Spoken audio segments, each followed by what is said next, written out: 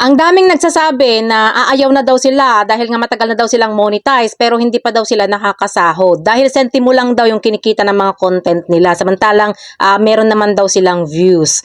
Parang ano na to nakakailang paliwanag na ako tungkol dito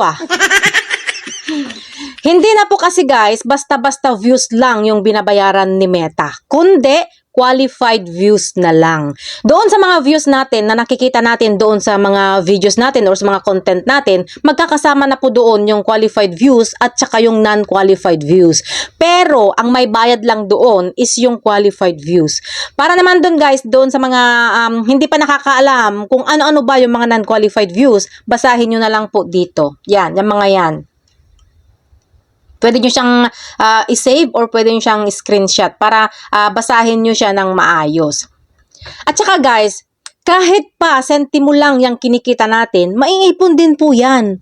Huwag na tayo magreklamo dahil wala din naman tayong magagawa. Yan ang binigay sa atin ni Meta, kaya tanggapin na lang natin. Kaysa wala, di ba? Kaya pagtiyagaan na lang natin yan. Kaysa naman sa, nakaupo ka lang dyan, tinurn off mo na yung professional mode mo, umupo ka na dyan maghapon. Magkakaroon ka kaya ng sentimo? Wala. Di ba? At kapag tumigil ka, talagang mas lalong mawawalan ka. Dahil kung dati ay may sentimo ka, ngayon naman napaupo-upo ka na lang dyan, wala nang sentimo, nga.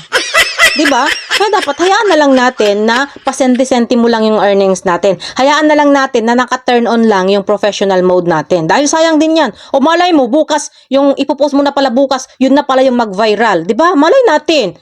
Bilog nga ang mundo, 'di ba? So hindi natin alam. Kaya dapat ang tip ko lang sa inyo guys is huwag niyo muna pansinin yung earnings. Dapat mag-enjoy lang kayo. Mag-enjoy kayo sa pagpo-post ng mga valuable content.